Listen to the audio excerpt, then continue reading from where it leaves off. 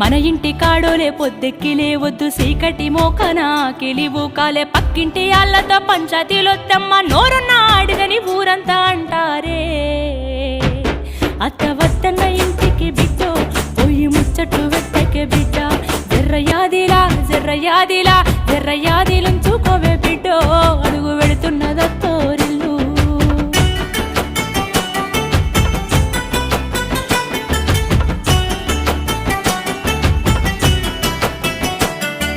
మోగోడు అన్నాక మంచి సెట్టుంటది యాళ్ళకు రమ్మని ఏనాడు అడుగొద్దు తాగొచ్చినా గాని ఊగొచ్చినా గాని కంచంలో ముత్తేసి కాముషుగుండు